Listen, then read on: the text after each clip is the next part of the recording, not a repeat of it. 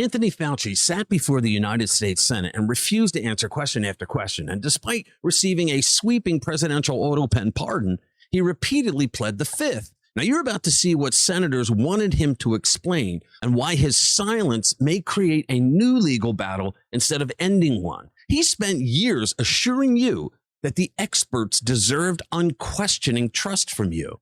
Now those same experts are confronting documents, contradictions, and questions that will not go away. They're not going to disappear.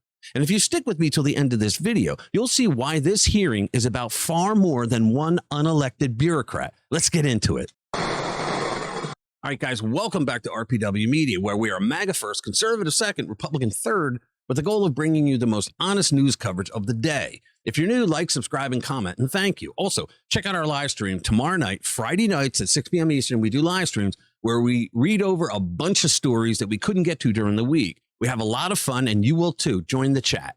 All right.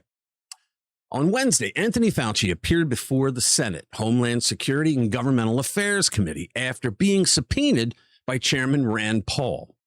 Senators wanted answers about COVID's origins, federal research funding, Fauci's pandemic decisions, and entries found in his personal diary. Now, I want to point out his personal diary was kept on government servers, on their computers. Therefore, it's not his personal diary. It belongs to the government. That's just everybody in government, including Sir Fauci himself. Instead of answering those questions, Fauci invoked the Fifth Amendment repeatedly. And here's how he so arrogantly went about telling America why he was doing it. Give it a watch. And after the COVID pandemic, I have appeared multiple times for hearings in the Senate and the House, usually under oath, and sat for several days-long transcribed sworn interviews, answering questions about the very issues that are now the subject of this hearing. However, given Senator Paul's obvious obsession with calling for my prosecution, his repeated slanderous comments about me, and recently his publicly releasing my unredacted personal diary aimed at embarrassing and intimidating me, the only conclusion I can reach is that the sole reason he is calling me before this committee is to get me to say something, anything, that could vindicate his repeated public pledges that I end up, in his words, quote, behind bars, unquote. Any reasonable person who has followed his unhinged obsession with me would readily come to the same conclusion. Therefore, although it pains me to do so, Sure it does, because of the respect I have for the legislative branch of government that you lied to multiple times, and my decades-long record of cooperating with Congress, wrong, under the advice of my attorneys, I will invoke my right under the Fifth Amendment of the Constitution to refrain from answering your questions. Thank you. Now, you got to wonder, how many times did he practice that in front of a mirror? Well, think about it. I mean, Fauci mistakenly just acted as if only the Republicans in Congress wanted to hear from him on everything that he did to us during those horrible years. He didn't even consider that the American people want to know why their loved ones died when they didn't have to in the end.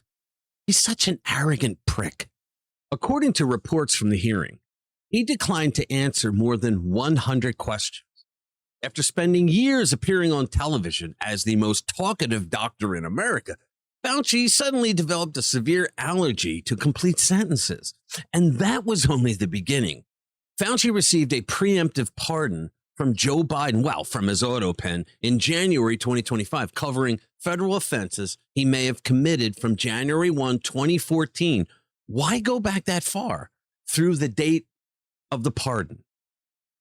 That led Rand Paul and other senators to question why Fauci still believed his testimony could incriminate him. Fauci's lawyers appear to be worried about conduct outside of the pardon's boundaries.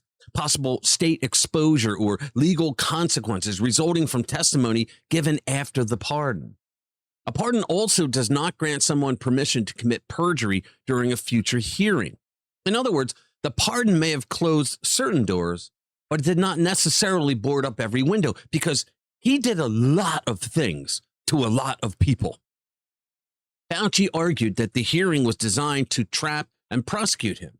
He accused Paul of an unhinged obsession and said he was invoking his right to advice of counsel. Now, think about this. An unhinged obsession with Fauci, that's just him being arrogant and narcissistic again. Paul had an unhinged obsession to getting to the truth of what Fauci did to millions of Americans. That is Fauci's constitutional right. Don't get me wrong. Pleading the fifth does not legally prove guilt, unless, of course, you're a conservative and the libnuts want to report it that way. Conservatives should defend constitutional protections, even when the person exercising them is somebody they profoundly hate and distrust. However, Americans are also entitled to notice the extraordinary contrast between Fauci, who for years spoke with absolute confidence about masks and distancing and vaccines and school policies, lockdown guidance, and the origins of the virus. He appeared everywhere. I mean, think about it. The most dangerous place would be between him and a television camera. He was in television studios, and they treated him less like a government employee and more like a medical oracle descending from Mount Science with 2 tablets and a book deal. When the questions became legally dangerous, the famous certainly disappeared. Senators concentrated heavily on a diary Fauci maintained on government computers. The records reportedly cover years of his professional activities and contain details that Republicans say conflict with parts of his public presentation. Fauci disputes that interpretation. He maintains that the diary does not contradict his public statements and that allegations against him are politically motivated. Isn't that what he said all along? Every time somebody points out something he did, it's just politically motivated. You don't know what you're talking about. Remember all that crap? That is precisely why sworn answers would have mattered. Senator Ron Johnson confronted Fauci about an entry involving reopening guidance and asked, so I'm just simply asking you, is that true? Did you literally lie to your own diary? Did you know of that letter sent out to governors about reopening county by county? And Fauci invoked the fifth. Of course he did. Senators also questioned him about the origins of COVID-19 and whether officials worked to discourage serious consideration of a laboratory accident. Fauci's defenders say he remained open to different possibilities. His critics argued that officials privately entertained a lab leak possibility while publicly helping create the impression that it was a discredited conspiracy theory. The most important fact is that the origin question remains contested. Different intelligence agencies have reached different conclusions, often with low confidence. Anyone claiming absolute certainty is getting ahead of the available public evidence. In other words, you're full of crap. That uncertainty makes the effort to suppress legitimate debate even more troubling. Science is supposed to survive questions. It's supposed to welcome competing hypotheses and change when the evidence changes. Am I wrong? It is not supposed to depend on social media censorship, institutional pressure, or television personalities declaring the discussion has been closed. When authorities treat disagreement as disinformation before the evidence is even settled, the public starts wondering whether the message is being protected because it's true or because powerful people need it to remain unquestioned. Now, we saw that problem throughout the pandemic. Governors closed businesses, schools kept children out of classrooms, and they were harmed from that. Families were separated from dying relatives. Employees faced vaccination requirements. Social media platforms restricted certain claims about COVID, including some claims that later became legitimate subjects of government investigation. It was like we didn't even have free speech. Trump received much of the blame because he was president when the crisis began, yet many of the longest and strictest restrictions were imposed or extended by state and local officials.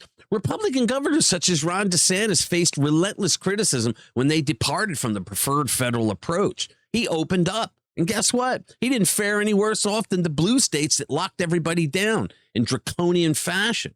The results were not merely just political. Children lost classroom time. Small businesses just poof, that people built up for years disappeared. Mental health problems increased. Public trust in the government and in medical establishments, it collapsed. Americans were told that every sacrifice was dictated by science. Even when the recommendations changed and officials struggled to explain why, it was like almost every other day they changed what they told us was true. I mean, changing advice is not automatically evidence upon corruption, but new evidence can require new recommendations. The real problem arises when officials pretend uncertainty does not exist. They punish the dissenters and then rewrite the history once their earlier claims became inconvenient. It's like they go, don't believe what I said yesterday, believe what I tell you now. That is why Fauci's hearing matters. This is not simply about whether one scientist made mistakes during an unprecedented emergency. Everybody makes mistakes. It's about whether unelected officials misled Congress, concealed relevant information, manipulated public debate, or protected institutions from accountability. I mean, think about this. We had Facebook that shut down a video of doctors from around the world having a summit on COVID treatment.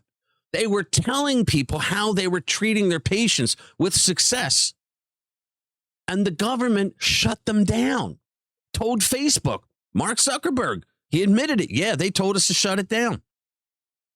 I mean, it's also about the enormous network surrounding Fauci.